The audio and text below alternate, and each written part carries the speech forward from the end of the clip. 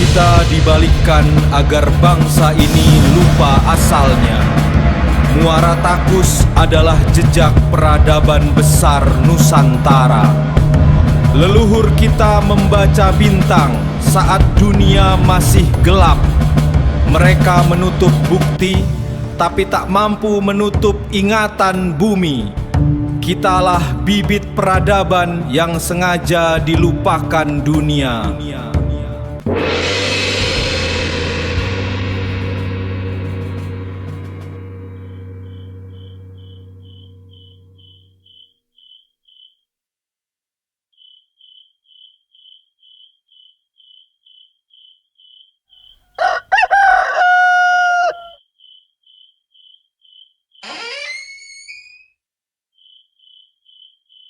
Bayangkan kalau setiap lapis bata candi kuno yang Anda lihat itu ternyata nyimpen cerita yang puluhan ribu tahun lebih tua dari buku sejarah kita. Wah, iya itu pasti bikin kaget ya. Pasti dong. Nah, selamat datang di Deep Dive kita hari ini khusus untuk Anda, sang pembelajar. Hari ini kita bakal ngebedah sebuah dokumen revisionis yang radikal banget soal Nusantara, Sriwijaya, dan Muara Takus. Tapi sebelum kita mulai, saya mau kasih catatan dikit nih. Iya, biar jelas posisi kita ya. Betul banget. Kita di sini murni cuma buat menyelami argumen dari dokumen ini ya. Kita nggak lagi memihak atau menghakimi apakah klaim yang menentang sejarah kolonial arus utama ini benar atau salah. Setuju. Jadi, kalau kita tarik benang merahnya nih, dokumen ini tuh nolak mentah-mentah ide kalau Sriwijaya itu cuma sekedar kerajaan Buddha atau Hindu yang dipengaruhi India. Oke, jadi bukan dari India ya? Bukan, dokumen ini justru mengklaim Sriwijaya itu sebuah kadatuan, kayak semacam pusat spiritual independen yang menyebarkan ajaran dharmik original ke seluruh dunia.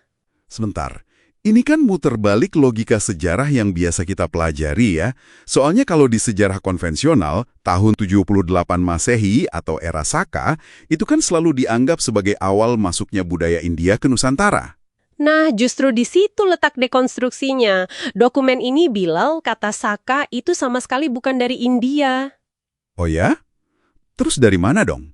Dari konsep lokal Nusantara, yaitu Soko, Pisoko, dan Limbago. Ini tuh sistem nilai dari kaum Cakya di Nusantara kuno. Jadi menurut klaim ini, kaum inilah yang bawa ajaran Dharma murni ke India. Wow, tunggu dulu. Ini ibaratnya kayak peranti lunak sumber terbuka. Kita mikirnya kode aslinya ditulis di India, padahal Nusantara ini server utamanya. Wah iya, analogi yang pas banget. Terus para pengembara India datang ngunduh kodenya dan dimodifikasi di sana. Tapi gini, kalau emang Nusantara itu pusat servernya, di mana dong bukti fisiknya? Masa nggak ada bangunannya? Ada. Dokumen ini ngarahin Anda ke situs Mongtakui di Riau. Kita sekarang nyebutnya Muara Takus. Oh, Muara Takus, yang candi itu ya? Betul, terutama di Candi Tuo.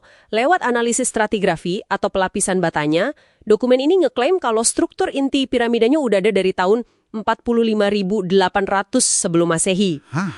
Tunggu. 45.800 sebelum Masehi.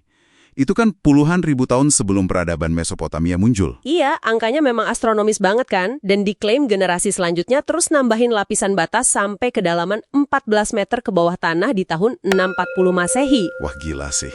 Tapi kalau peradaban ini emang sehebat dan selama itu, apa yang bikin mereka berhenti? Kan nggak mungkin tiba-tiba lenyap gitu aja.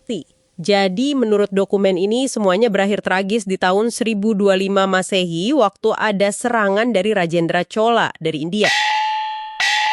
Oh, ada perang besar ya saat itu? Benar. Dan serangan itu ngancurin Montakui. Bahkan ada 17 utusan pemimpin spiritual atau Datwok yang dibantai dan dikubur massal di Candi Tuo. Ya ampun, tragis banget. Sedihnya gundukan tanah tempat mereka ditimbun itu sering dibilang sama arkeolog kolonial cuma sebagai tempat kremasi biasa. Coba deh, Anda posisikan diri di zaman itu. Pusatnya hancur, pemimpinnya dibantai. Tapi tetap aja ya, jejak fisik bangunan sebesar itu masa bisa hilang dari sejarah tanpa ada yang sengaja nutupin? Nah, Anda tepat banget. Dokumen ini nyebutnya sebagai teori Architects of Deception. Jadi ada strategi kolonial yang emang sengaja ngaburin sejarah. Maksudnya dengan merusak bukti fisiknya gitu? 1978 sampai 1984. Sistem bata purba yang pakai metode interlocking atau saling mengunci itu dibongkar. Diganti sama apa? diganti sama tiang beton modern. Astaga, itu sih bukan pemugaran namanya, itu penghapusan jejak. Parahnya lagi, kertas-kertas emas bermantra yang katanya nyelip di antara bata-bata itu diklaim hilang pas proses pemugaran. Kalau wujud fisiknya udah dirusak gitu, apa masih ada bukti otentik yang tersisa buat dukung teori ini? Masih ada, yaitu lewat bahasa. Bukti linguistik ini susah banget dihapus. Salah satunya analisis suku kata suci AUM atau OM. Om yang sering dipakai meditasi itu ya? Betul, dokumen ini ngejelasin hukum vokal asli Nusantara yang namanya anuswara.